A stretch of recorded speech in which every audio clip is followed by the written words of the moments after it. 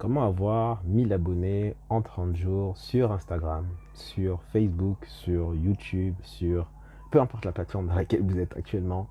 euh, Comment est-ce que vous pouvez avoir plus d'abonnés? La question elle me revient souvent, comment est-ce que je fais pour développer mes abonnés, Lionel? Comment est-ce que je fais pour gagner plus d'argent? Sachez que c'est deux objectifs totalement différents. Avoir plus d'abonnés et avoir plus d'argent, c'est totalement différent. Vous pouvez avoir énormément d'abonnés sans avoir de revenus, et vous pouvez avoir énormément de revenus avec juste un abonné ou deux qui vous payent à hauteur de ce que vous êtes capable de leur fournir comme service. Alors,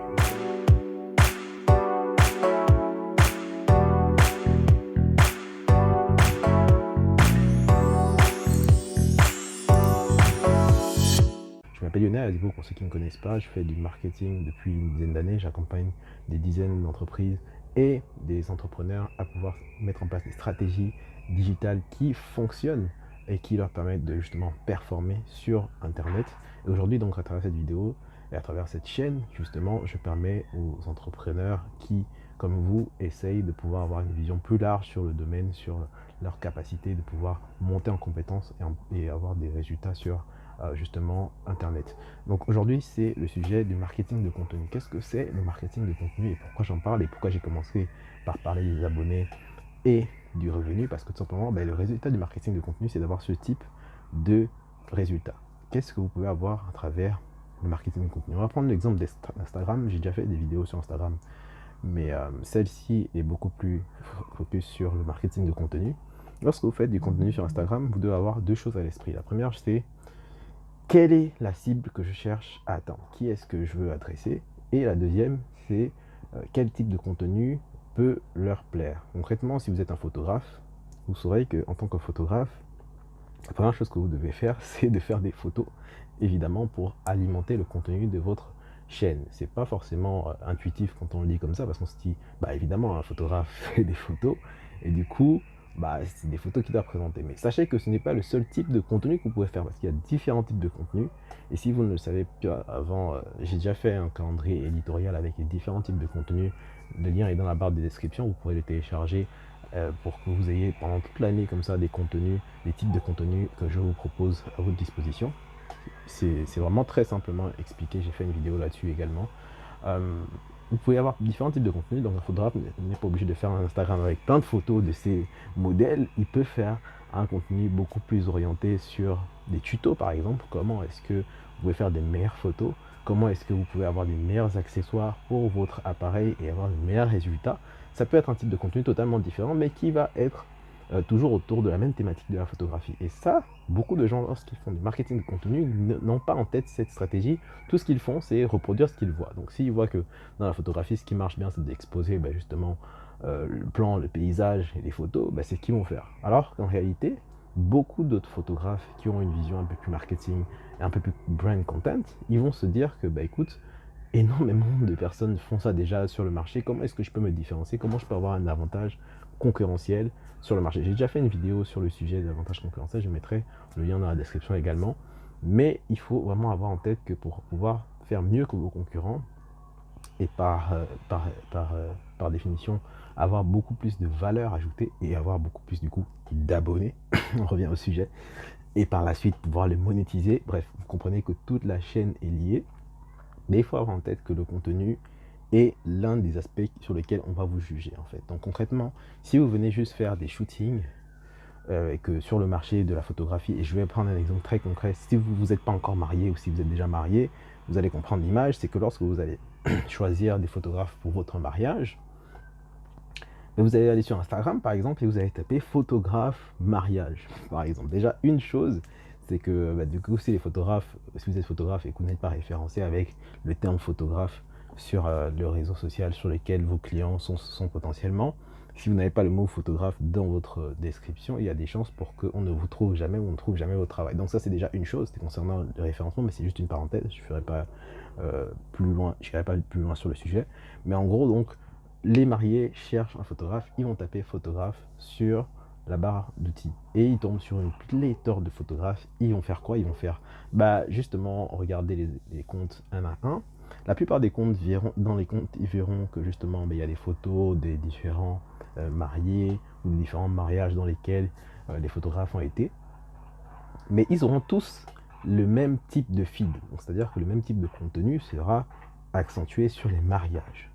Et la grosse différence, du coup, ça va se faire au niveau de deux choses. Si ceux-ci ressemblent, si en tout cas si les photographes font pratiquement tous le même type de présentation, il y a deux choses qui vont les différencier. Ce sera le prix et le contenu. Donc le contenu, c'est vraiment au niveau maintenant des images. Est-ce que l'image de tel photographe, elle est beaucoup plus belle, elle est beaucoup plus mise en avant, elle est beaucoup plus élégante et ressemble un peu plus à ce que j'aimerais avoir. Donc ça, c'est vraiment, ça devient très très subjectif en fonction des mariés. Et vous ne voulez pas que ce genre de choses arrive, parce que si ça devient subjectif et non pas objectif, bah, concrètement, vous risquez d'être mis sur un mauvais pied de comparaison par rapport à vos concurrents, et c'est au kiff-kiff.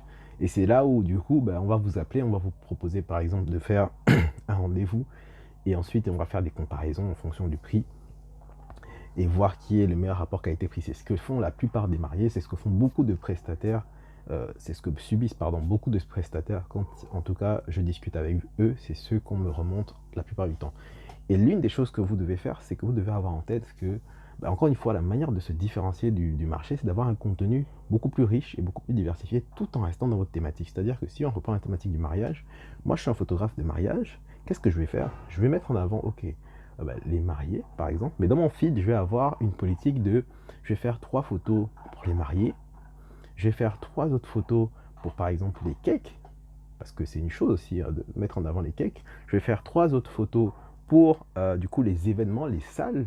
Je vais prendre un quatrième type de contenu qui va être du coup en mode drone par exemple, où on va maintenant vous montrer le domaine dans lequel les mariés sont. Et ça, je vais faire tout ça pour un mariage. Ensuite, ça va être reproduit pour un deuxième mariage, pour un troisième mariage. Et quand vous allez voir mon feed, vous allez voir une certaine logique qui sera continue dans le feed. Et en fait, ça va être un élément super différenciant par rapport à tous les autres types de photographes qui font, en fait, dans le type des différents autres photographes qui font dans le même typologie de mariage que vous. Donc, que ce soit les mariages, que ce soit dans l'événementiel, dans les soirées, peu importe le type de photographe que vous êtes. Mais ça vous fera une grosse différence déjà au niveau du type de contenu. Rien que par ça, vous pouvez vous démarquer. Ensuite, dans la qualité, évidemment, la qualité, c'est pas un sujet. Vous devez être tous au même niveau de qualité que vos concurrents, sinon il n'y aura pas de sujet. Vous pouvez faire des meilleurs types de contenus. Si la qualité n'y est pas, ben, on prendra un de vos concurrents. Mais en tout cas, le fait de se démarquer comme ça vous mettra déjà en avant par rapport au type de service que vous pouvez faire. Donc si vous mettrez le drone en avant, ben, concrètement, le marié sera sûr qu'au moins il y aura une vision aérienne où on fera le domaine, ce sera super beau, et il va vous proposer peut-être même de faire un film pour lui, parce que il va se dire que c'est peut-être dans vos cordes également. Donc vous voyez que vous pouvez développer au final un service complémentaire à votre service de base, parce que tous les photographes ne sont pas des vidéastes aussi, mais si concrètement vous savez mettre, grâce au marketing de contenu, si vous savez mettre en avant votre service comme ça, de cette manière, mais vous pouvez avoir la possibilité de proposer un tarif supérieur à celui de vos concurrents, et même de manière très simple, vous pouvez vous démarquer au niveau de vos abonnés, parce que concrètement, les gens qui vont s'abonner à vous, ils vont voir un type de contenu différent de ce qu'ils ont l'habitude de voir chez les autres photographes, et ça va leur plaire, parce que c'est Instagram, parce que c'est une plateforme où on aime voir, on aime voyager, on aime visualiser des belles choses, et en proposant ce type de contenu vraiment diversifié, pas uniquement la tête des mariés, et ce sera à celui qui a le plus beau marié ou, ou la plus belle mariée qui aura les plus de likes. Non, proposer vraiment une expérience virtuelle au niveau de votre feed en tant que photographe. En tout cas, c'est ce que je ferais hein, si j'étais photographe dans notre vie.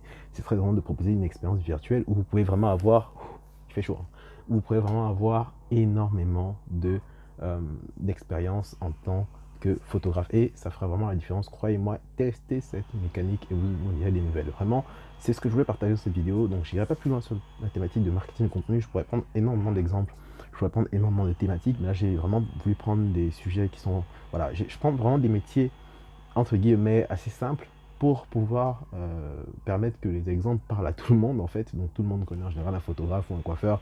En général, c'est ce que j'aime bien prendre comme exemple, comme ça au moins c'est beaucoup plus concret par rapport au marketing et par rapport aux notions qui peuvent paraître un peu compliquées, alors qu'en réalité, tout le monde peut l'appliquer et tout le monde peut-être inconsciemment l'applique. Donc moi, j'aimerais vraiment vous proposer des solutions qui vont un peu plus loin, ou des choses que vous pouvez mettre en place au votre niveau pour pouvoir avoir un minimum de résultats. C'est tout pour moi pour cette vidéo. N'hésitez pas encore une fois à me dire en commentaire si vous avez apprécié le contenu, si vous aimeriez que je développe une partie ou un sujet, ou un métier, ou une thématique, peu importe, n'hésitez pas, moi je réponds à tous les commentaires dans la mesure du possible. Et évidemment, je prends souvent des sujets de vos commentaires pour en faire des vidéos, donc n'hésitez pas à laisser des commentaires, un pouce bleu pour l'encouragement et le référencement, et évidemment, vous abonner si ce n'est pas encore le cas pour avoir les notifications des prochaines vidéos. Et je vous dis à la prochaine pour une vidéo, c'était Lionel, on se dit ciao.